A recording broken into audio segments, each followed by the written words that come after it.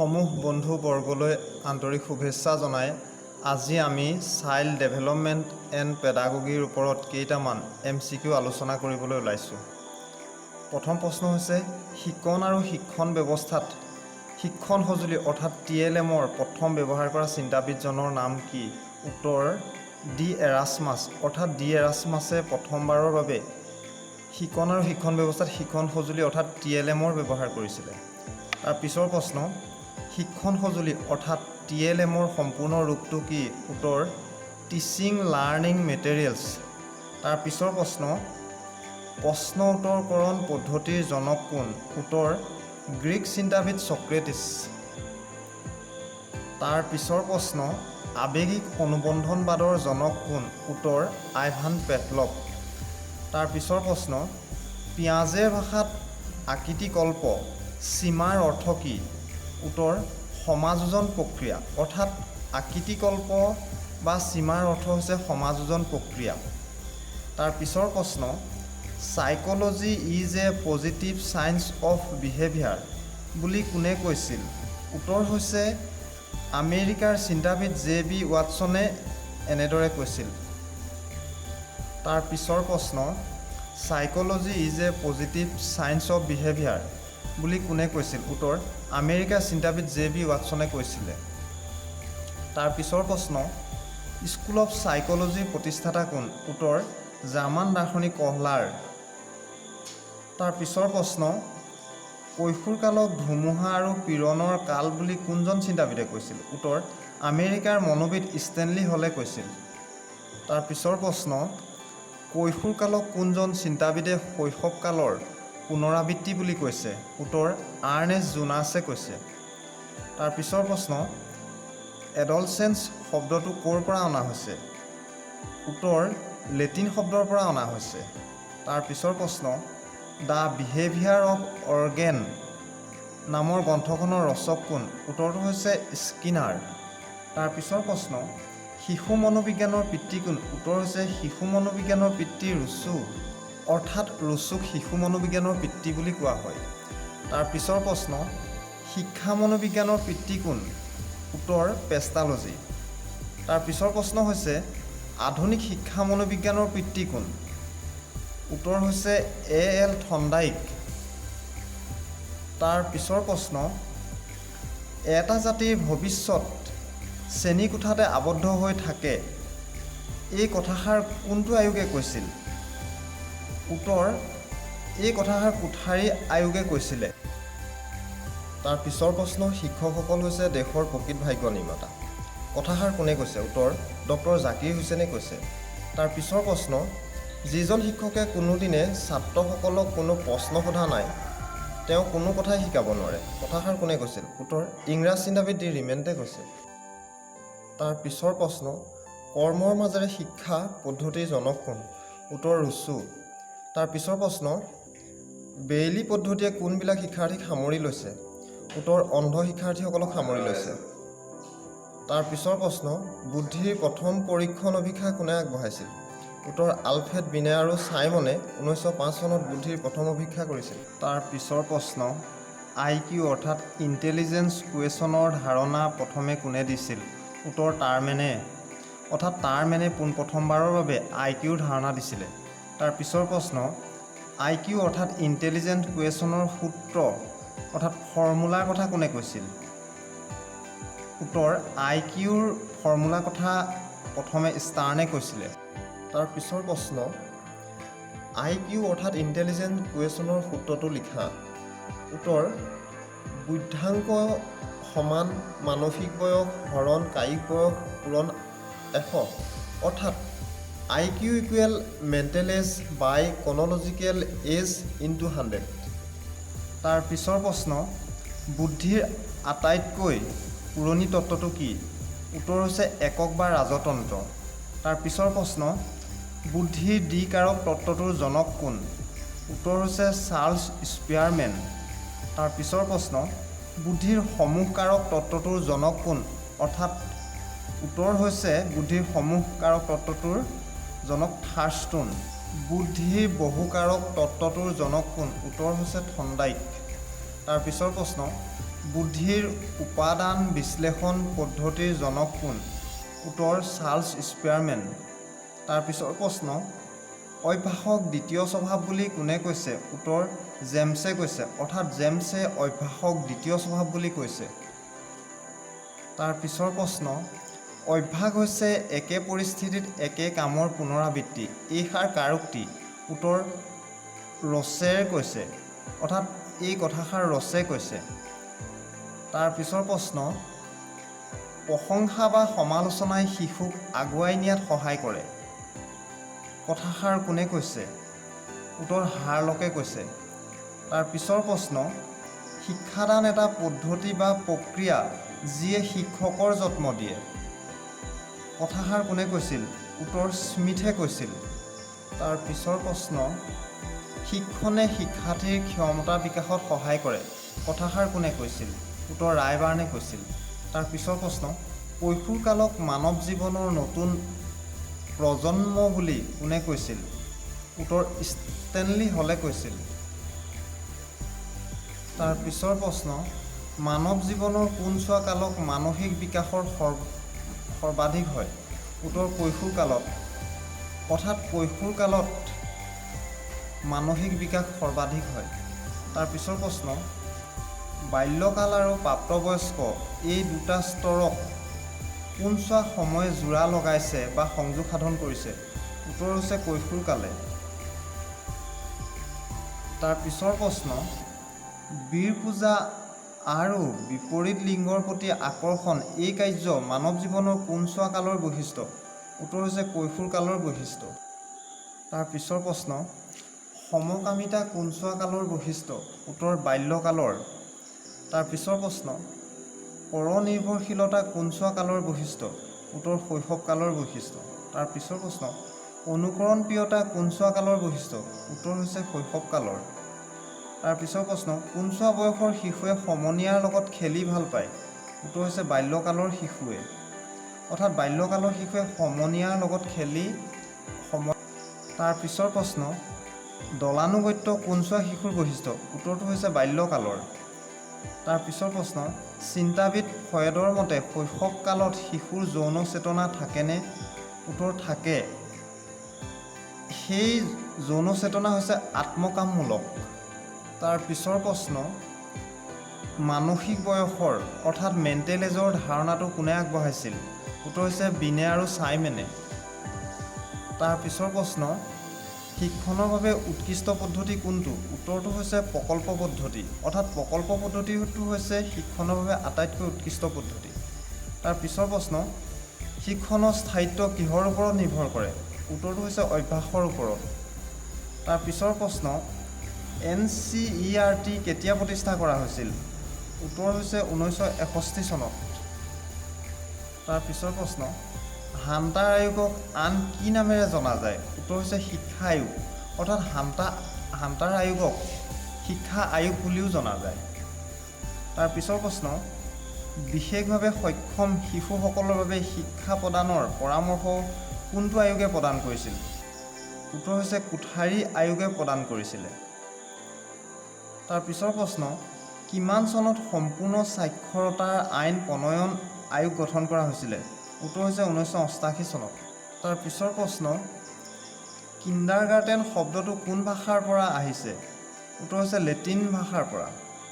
তাৰপিছৰ প্ৰশ্ন, ভাইগটস্কিয়ে প্ৰদান কৰা শিক্ষা পদ্ধতিটোৰ নাম কি? উত্তৰ হৈছে সামাজিক সাংস্কৃতিক তত্ত্ব।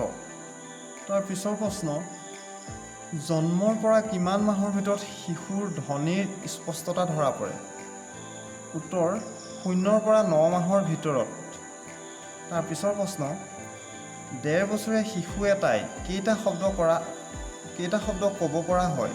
উত্তৰ হৈছে 22টা শব্দ। তাৰপিছৰ প্ৰশ্ন, জীৱনদাতা পিতৃ মাতৃতকৈও শিক্ষকসকলক কোনে শ্ৰদ্ধাৰ পাত্ৰ বুলি কৈছে? উত্তৰ এৰিষ্টটলে। তাৰপিছৰ প্ৰশ্ন, সুস্থ দেহতহে সুস্থ মনৰ সৃষ্টি হয়। কথাষাৰ কোনে কৈছিল? প্লেটোৱে কৈছে। তাৰপিছৰ প্ৰশ্ন, আৰোহী পদ্ধতিৰ জনক কোন? উত্তৰ এৰিষ্টটল। তাৰপিছৰ পদ্ধতি, অৱৰোহী পদ্ধতিৰ জনক কোন? Francis Bacon. তাৰপিছৰ প্ৰশ্ন, প্ৰকল্প পদ্ধতিৰ জনক কোন? কিলপেট্ৰিক অৰ্থাৎ জন ডিউৰ পৰামৰ্শ মতে কিলপেট্ৰিকে প্ৰকল্প পদ্ধতিৰ উদ্ভাৱন কৰিছিলে বা এই পদ্ধতিৰ প্ৰসাৰ ঘটাইছিলে। তাৰ পিছৰ প্ৰশ্ন, লাৰ্ণিং বাই ডুইং বুলি কোনে কৈছিল? উত্তৰ হৈছে জন ডিউৱে কৈছিলে।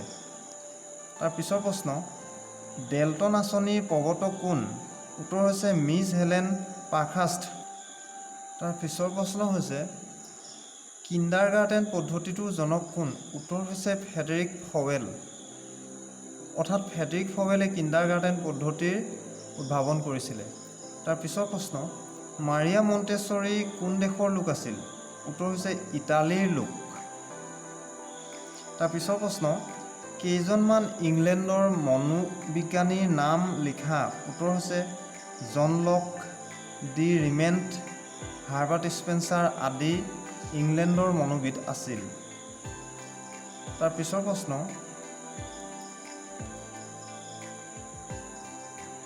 কোনজন চিন্তাবিদে শিশুসকলৰ মগজুক খালী ফলক ভেকেন্ট চিলেট বুলি কৈছিল? উত্তৰ হৈছে জন লকে। তাৰ পিছৰ প্ৰশ্ন, কেইজনমান ছুইজাৰলেণ্ডৰ মনোবিজ্ঞানীৰ নাম উল্লেখ কৰা? উত্তৰ হৈছে জন পিয়াজে, পেষ্টালজি আদি। তাৰ পিছৰ প্ৰশ্ন, কোনজন মনোবিদে শিশুসকলক লিটল চাইণ্টিষ্ট বুলি কৈছে? উত্তৰটো হৈছে জন পিয়াজে। অৰ্থাৎ জন পিয়াজে শিশুসকলক লিটল চাইণ্টিষ্ট বুলি কৈছে। শিশুসকলৰ নিজাববীয়াকৈ শিক্ষণ ক্ষমতা আছে। তাৰ পিছৰ প্ৰশ্ন, কিণ্ডাৰগাৰ্টেন শব্দটোৰ অৰ্থ কি? উত্তৰ হৈছে শিশুৰ বাগিচা। তাৰ পিছৰ প্ৰশ্ন, কেইজনমান জাৰ্মানীৰ মনোবিদৰ নাম উল্লেখ কৰা? উত্তৰ হৈছে হাৰ্বাৰ্ট, ফ্ৰেডেৰিক ফৱেল আদি। তাৰ পিছৰ প্ৰশ্ন, অনুবন্ধনবাদৰ জনক কোন? উত্তৰটো হৈছে আইভান পেভলভ। অৰ্থাৎ আইভান পেভলভক অনুবন্ধনবাদৰ জনক বুলি কোৱা হয়। তাৰ পিছৰ প্ৰশ্ন, কেইজনমান ৰাছিয়াৰ মনোবিদৰ নাম উল্লেখ কৰা? উত্তৰ হৈছে আইভান পেভলভ, ভাইগটস্কি আদি। তাৰ পিছৰ প্ৰশ্ন, এমিল গ্ৰন্থখনৰ ৰচক কোন? উত্তৰ হৈছে ৰুছো। তাৰ পিছৰ প্ৰশ্ন, ৰুছো কোন দেশৰ মনোবিদ? উত্তৰ হৈছে ফ্ৰান্স। অৰ্থাৎ ৰুছো ফ্ৰান্স দেশৰ মনোবিদ। তাৰ পিছৰ প্ৰশ্ন, আচৰণবাদৰ জনক কোন? উত্তৰ হৈছে জে বি ৱাটছন। অৰ্থাৎ আমেৰিকাৰ এই চিন্তাবিদজনে ব্যক্তিৰ আচৰণৰ অধ্যয়নৰ ওপৰত গুৰুত্ব দিছিলে। সেইকাৰণে তেওঁক আচৰণবাদৰ পিতৃ বুলি কোৱা হয়। তাৰ পিছৰ প্ৰশ্ন, শিক্ষণে কিহৰ আচৰণ অধ্যয়ন কৰে? উত্তৰ ব্যক্তিৰ আচৰণ অধ্যয়ন কৰে। তাৰ পিছৰ প্ৰশ্ন, কেইজনমান আমেৰিকাৰ চিন্তাবিদৰ নাম উল্লেখ কৰা? উত্তৰ হৈছে মেকডুগলাৰ, জন ডুই, থৰ্নডাইক, স্কিনাৰ, ৱাটছন, ষ্টেনলি হল, মিছ হেলেন পাৰ্কহাৰ্ষ্ট আদি হৈছে আমেৰিকাৰ মনোবিজ্ঞানী। তাৰ পিছৰ প্ৰশ্ন, মানুহ সামাজিক প্ৰাণী বুলি কোনে কৈছিল? উত্তৰ হৈছে এৰিষ্টটল। অৰ্থাৎ এৰিষ্টটলে মানুহক সামাজিক প্ৰাণী বুলি অভিহিত কৰিছিলে। তাৰ পিছৰ প্ৰশ্ন, প্লেটো আৰু এৰিষ্টটল কোন দেশৰ মনোবিদ আছিল? উত্তৰ হৈছে গ্ৰীক দেশৰ মনোবিদ আছিল। তাৰ পিছৰ প্ৰশ্ন, মনোবিজ্ঞানক আত্মাৰ অধ্যয়ন বুলি কোনে কৈছিল? উত্তৰ হৈছে প্লেটো, এৰিষ্টটল, ৰেনে ডেকাৰ্টে মনোবিজ্ঞানক আত্মাৰ অধ্যয়ন বুলি কৈছিলে। তাৰ পিছৰ প্ৰশ্ন, মনোবিজ্ঞানক মনৰ অধ্যয়নৰ বিজ্ঞান বুলি কোনে কৈছিল? উত্তৰটো হৈছে পম্পনজি। অৰ্থাৎ পম্পনজিয়ে মনোবিজ্ঞানক মনৰ অধ্যয়ন বুলি কৈছিলে। তাৰ পিছৰ প্ৰশ্ন, শিশুসকলৰ মনোযোগ সাধাৰণতে কেনেকুৱা হয়? উত্তৰ হৈছে অনিচ্ছাকৃত। তাৰ পিছৰ প্ৰশ্ন, মাধ্যমিক স্তৰত কবিতা শিক্ষণৰ প্ৰণালী কেনেকুৱা হ'ব লাগে? উত্তৰ হৈছে ব্যাখ্যামূলক হ'ব লাগে। তাৰ পিছৰ প্ৰশ্ন, শিক্ষণৰ উদ্দেশ্য কি? উত্তৰ হৈছে আচৰণৰ সংশোধন। তাৰ পিছৰ প্ৰশ্ন, অভিজ্ঞতা আৰু প্ৰশিক্ষণৰ জৰিয়তে আচৰণৰ সংশোধনেই শিক্ষণ। কথাষাৰ কোনে কৈছিল? উত্তৰ এডৱাৰ্ড গেইটে কৈছিলে। তাৰ পিছৰ প্ৰশ্ন, মনোবিদসকলৰ মতে এগৰাকী শিক্ষকৰ বুদ্ধাংক কিমান হ'ব লাগে? উত্তৰ হৈছে 120ৰ ওপৰত। তাৰ পিছৰ প্ৰশ্ন, এজন অন্তৰ্মুখী ব্যক্তিৰ প্ৰধান বৈশিষ্ট্য কি? উত্তৰ হৈছে আনৰ লগত সহজে মিলিব নোৱাৰা। অৰ্থাৎ সমাজৰ লগত সহজে সমাযোজন কৰিব নোৱাৰা হৈছে এজন অন্তৰ্মুখী ব্যক্তিৰ প্ৰধান বৈশিষ্ট্য। তাৰ পিছৰ প্ৰশ্ন, এজন বহিৰ্মুখী ব্যক্তিৰ প্ৰধান বৈশিষ্ট্য কি? অৰ্থাৎ সমাজৰ লগত সহজে সমাযোজন কৰিব পৰা বা আনৰ লগত সহজে মিলিব পৰাটোৱে হৈছে এজন বহিমুখী ব্যক্তিৰ প্ৰধান বৈশিষ্ট্য। মাইক্ৰ' টিচিং কিহৰ লগত জড়িত? উত্তৰ শিক্ষণ আৰু শিকনৰ লগত জড়িত। কোনছোৱা কালত ল'ৰাবোৰৰ স্বৰযন্ত্ৰৰ আকাৰ বাঢ়ে বা মাতটো ডাঙৰ হয়? উত্তৰ হৈছে কৈশোৰ কালত। তাৰ পিছৰ প্ৰশ্ন, বিমূৰ্ত চিন্তাৰ দৃষ্টান্তমূলক বৈশিষ্ট্য কোনছোৱা সময়ৰ বা কোনছোৱা বয়সৰ অন্তৰ্গত? উত্তৰ হৈছে জন পিয়াজেৰ ভাষাত 7 পৰা 11 বছৰৰ শিশুৰ বৈশিষ্ট্য। অৰ্থাৎ জন পিয়াজৰ মতে 7 পৰা 11 বছৰ বয়সৰ শিশুক বিমূৰ্ত চিন্তাৰ দৃষ্টান্তমূলক সময়ৰ উদাহৰণ বুলি কোৱা হয়। তাৰপিছৰ প্ৰশ্ন, এজন শিশুৱে অভিভাৱক, জ্যেষ্ঠসকল আৰু সমনীয়া আদিক পৰ্যবেক্ষণ আদিৰ জৰিয়তে শিকে। কথাষাৰ কোনজন চিন্তাবিদে কৈছিল? এই প্ৰশ্নটোৰ উত্তৰ আপোনালোকৰ বাবে ৰাখিলোঁ। আপোনালোকে কমেণ্টত এই প্ৰশ্নটোৰ উত্তৰ জনাব।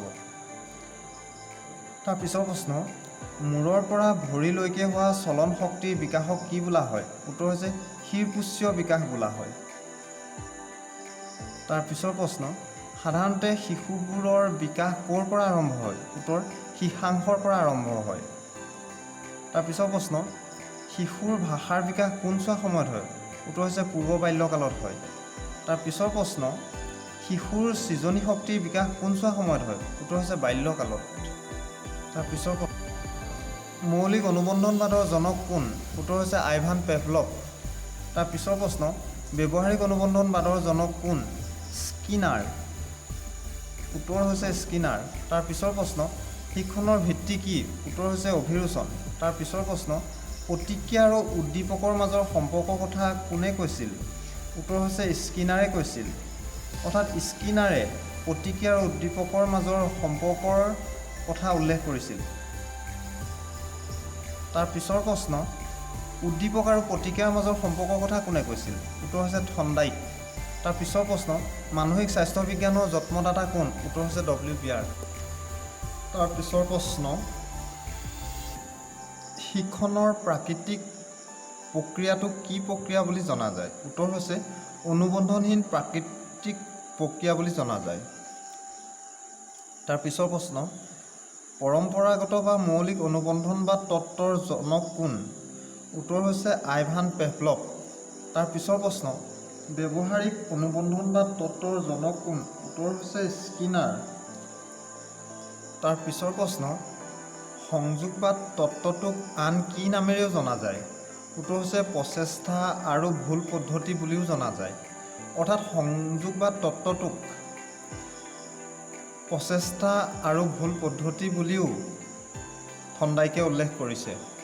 তাৰপিছৰ প্ৰশ্নটো হৈছে ৰিমিডিয়েল টিচিঙৰ উদ্দেশ্য কি? উত্তৰ হৈছে শিকন আৰু শিক্ষণৰ ব্যৱধান নোহোৱা কৰা। 2 নম্বৰ হৈছে শিকনৰ দুৰ্বল দিশসমূহ নাইকিয়া কৰা। তাৰপিছৰ প্ৰশ্ন, শিক্ষণৰ অন্তৰ্দৰ্শন পদ্ধতিটো কিহৰ লগত জড়িত?